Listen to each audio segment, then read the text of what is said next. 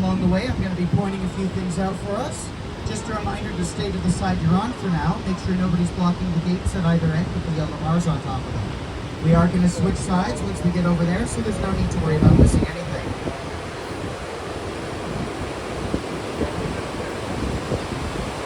So starting us off over on the right-hand side, we have the Whirlpool Rapids.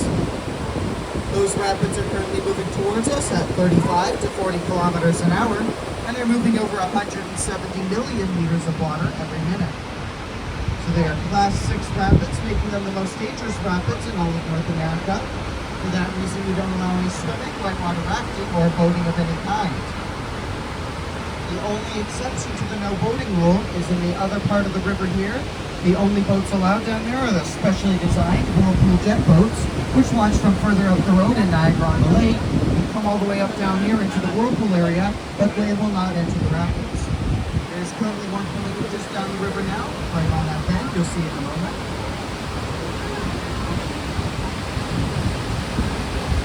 As for our left-hand side, we have the Whirlpool itself. That Whirlpool is over 126 feet deep in the middle. The edges are anywhere from 35 to 50 feet deep.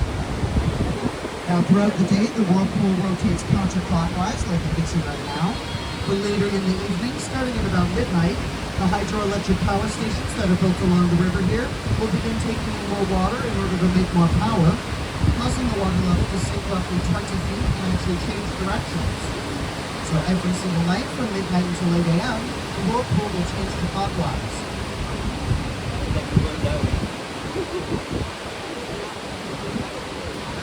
We are connected between two Canadian points, so we are going from Canada to Canada, but we end up crossing over the border a total of 4 times. We cross it twice on our way over and twice on the way back. That's because the border goes right down the middle of the river, making a V-shape for the Whirlpool before it continues back up.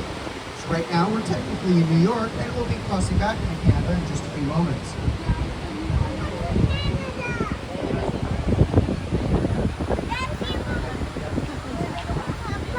Yeah, that's the American one. That's Robert Moses Henry's. There's another one right opposite. So we are suspended up in the air by 6 1-inch diameter interlocking steel cables. We travel 1,200 feet across the gorge at 7 kilometers an hour, thanks to our 50 horsepower electric motor. Now, in case there is a power outage, we have a backup diesel generator located underneath the ticket booth. And just in case the backup generator were to go out as well, in front of us inside that tunnel there is that silver bucket-shaped thing called the rescue car. That rescue car holds up to 5 people at a time, 4 guests and 1 operator. And in the very unlikely event that both power and backup power weren't working, that rescue car would come out of that tunnel there and linking up with us, carrying 5 people at a time back and forth till we were all safe. We have been operating here for over 108 years straight. We have never once had to use the rescue car for anything other than routine training. Now we are going to come to a stop in just a moment. Once we do stop, we will begin switching sides. So how we're going to do that is everybody over here on my left-hand side, you guys are all going to be walking forward, looping around to the right, while all you guys over here on my right-hand side will be walking down this way and following them around to the left side. You guys are going this way once we stop.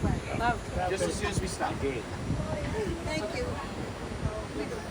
There you go. So you guys on the left start moving forward. You guys on the right, you're moving down this way. Yep. So you can start going now. Just follow them around. We're going all the way around till everybody's opposite from where they started. So make sure you're filling in any gaps in front of you. There will be a little bump in a moment when we start heading back. So just make sure you're holding onto the railings while you're walking.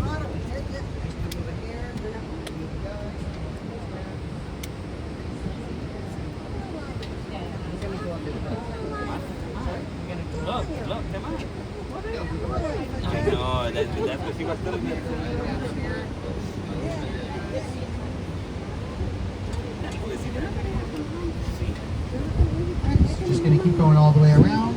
Once you're opposite from where you started, you'll be good. Keep going back there, guys. Keep moving.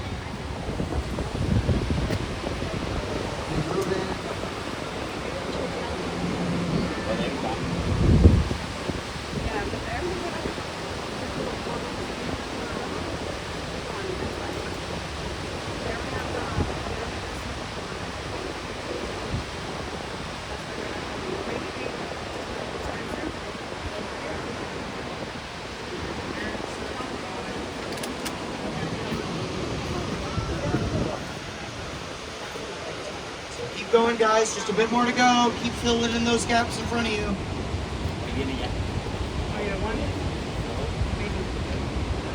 Almost there. Just keep going. Don't stop yet.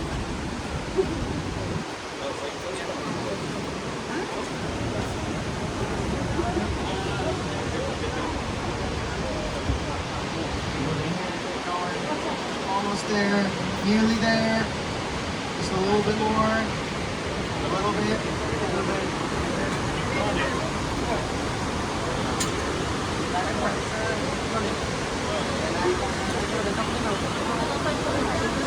One more person's going to be inside.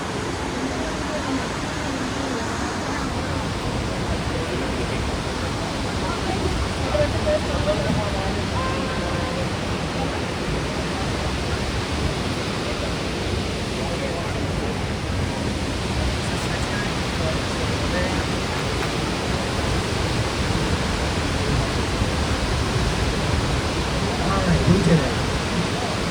Now that everybody's on their new side, you get to see everyone they've missed before. As I mentioned back over there, we've been operating for over 108 years straight and we've never had an accident. We've carried over 10 million passengers across.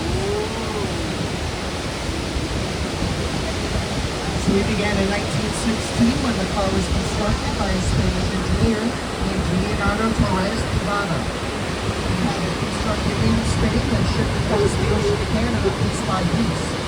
That cost them over $120,000 back then to do that, which nowadays would be over $1 million. It was called the Spanish Aero Car all the way up until 2003, until we had it changed to the Whirlpool Aero Car, which it remains today.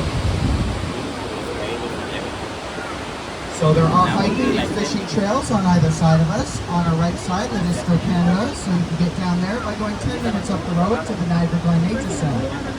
On the left side, we have the US side, so you'd have to cross the Rainbow Bridge or the Peace Bridge to get over there. And that section is Whirlpool State Park, Niagara Falls, New York. We are almost back at the dock here. When we do dock, there's going to be one last small bump. Then we're going to exit through the gate on the left-hand side and go up the stairs. I want to thank you all for coming. I hope you all enjoyed. Have a wonderful rest of your day.